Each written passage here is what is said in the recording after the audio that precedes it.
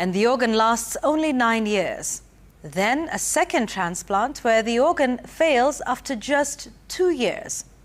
Tonight, our health reporter Emily Chebet brings us the story of 21-year-old Fyona Wanjiku Kabitta, who has spent most of her life in hospital beds, operating theatres, and enduring a level of pain many adults will never know. Fyona was stranded in India with her father for nearly 4 years, her situation worsening after the scrapping of the Edu Afya cover under NHIF. They have now been forced to return home, still sick, still waiting, and in urgent need of a third kidney transplant that requires almost 8 million shillings.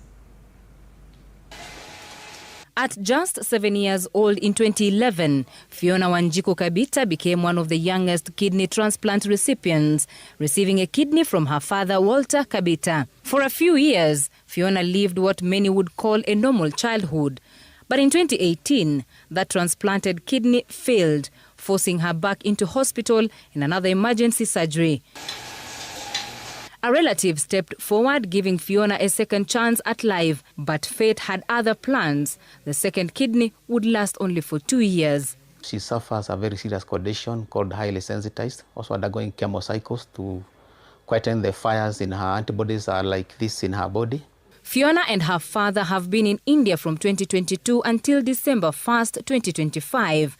3 years and 8 months of struggle, pain and uncertainty in a foreign land. March of 2022 until December 2022, everything was at Edu Afya and it was operating smoothly.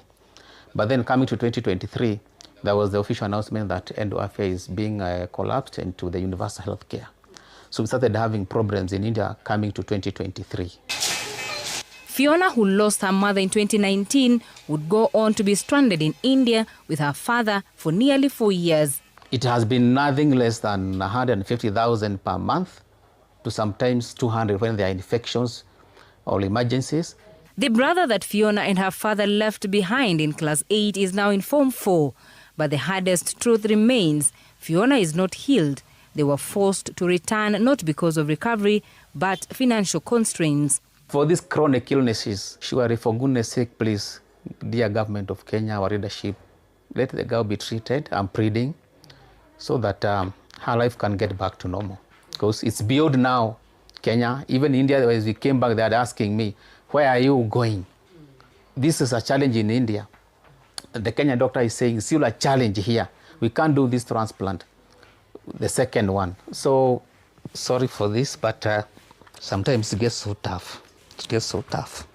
So I'm just pleading for Fyona to get another gifted life. To the Kenyan government, please, me and my dad tumelia sana in India. Just notice us, President William Ruto, even to the Kenyan influencers, you know, just the most high-ups in Kenya, we're just pleading.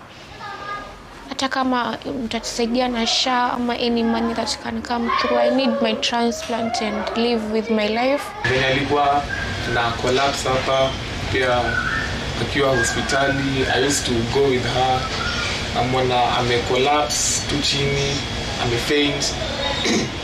Me seeing her face being pale and her crying, and it just makes me feel so bad. And I just huwa najulizanga kwani ni nini tulifanya ili tukue na hii mashida, but after all hatufai question, our God. Under the Social Health Authority, a 21-year-old can no longer benefit from a parent's medical cover.